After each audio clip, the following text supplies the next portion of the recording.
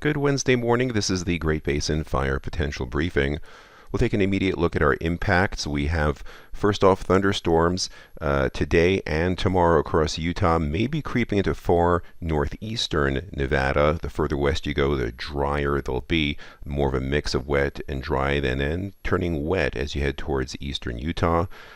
We also have winds today and tomorrow across parts of Idaho and Nevada, where wind gusts could be over 30 miles per hour with critically low humidity and fuels, and where some of these wind impacts and thunderstorm impacts meet, could have a combination of gusty winds at the surface along with lightning.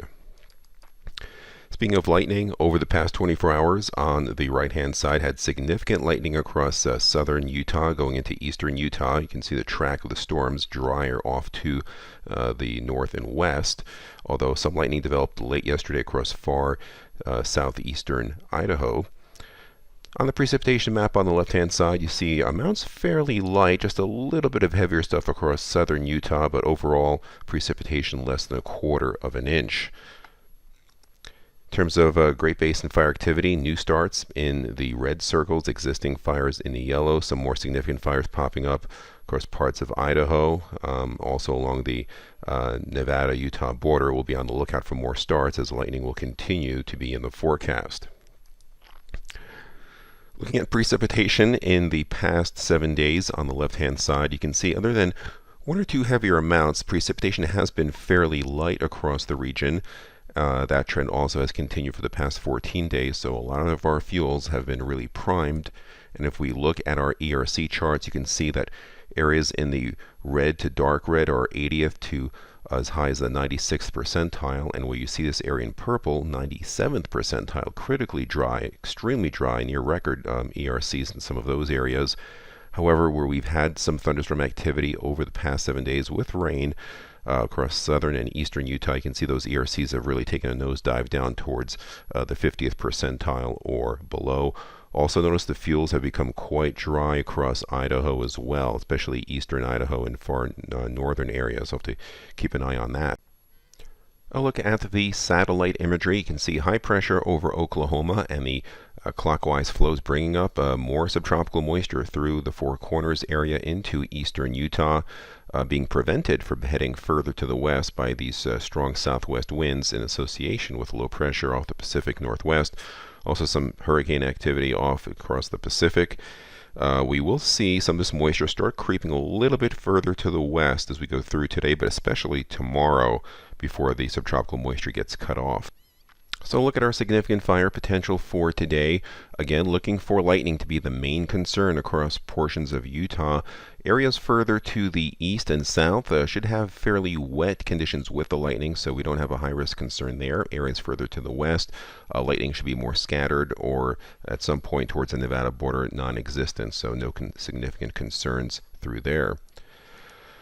Looking at the weather factors that we have, wind gusts on the left-hand side. You can see these blue shades. Some of these wind gusts getting up towards maybe 25 to locally 30 miles per hour across parts of Idaho and across the western portion of Utah. On the right-hand side, you can see where we're expecting showers and thunderstorms areas in the green, and a pretty sharp cutoff here going from southwest to northeast. And then for tomorrow, Thursday, we have low pressure dropping down to the Pacific Northwest. Moisture starts shallowing out a little bit. We don't have as much green here, even though we have good south-southwest flow from the subtropics, but still enough to trigger some isolated thunderstorms. And this area in the black, you can see here, has pushed a bit further to the west into Nevada, so there is the chance of some lightning finally making into far northeastern Nevada and more into western portions of Utah where fuels are quite dry, so we'll have to keep an eye on that. Then weather conditions, again, wind gusts on the left, see patches in blue where gusts could be 25 to 30 miles per hour. And then looking at the lightning activity getting towards the Nevada border, maybe even a bit further beyond. And the further south and east you go, of course, there'll be some wetter storms, but areas further to the west should have drier strikes. As we go through Friday, you can see that drier air now is starting to push in from the west. These tannish colors indicate pretty dry air masses.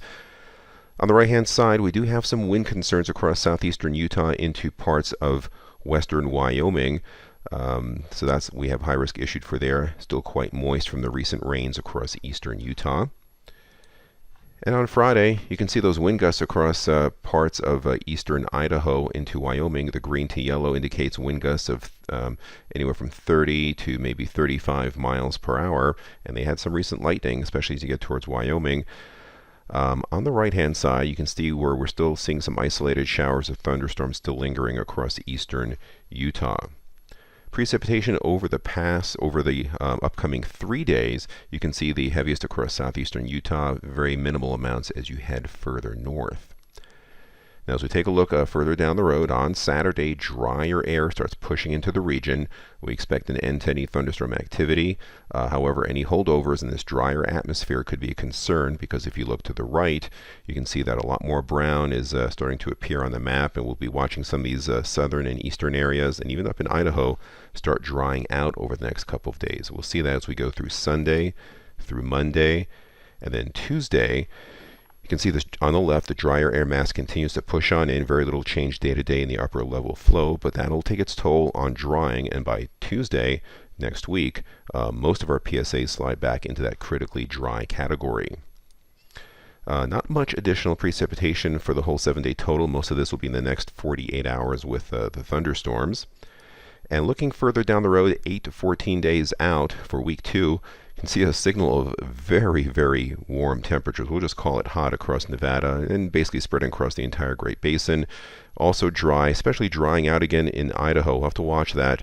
There is a monsoonal signature to the south coming up Arizona and maybe impacting more Nevada this time than Utah. Eastern Utah may start drying out, but we may see more lightning coming up, and that'll be a concern, especially on the northern edge where fuels are still quite dry. This concludes our briefing. Have a great day.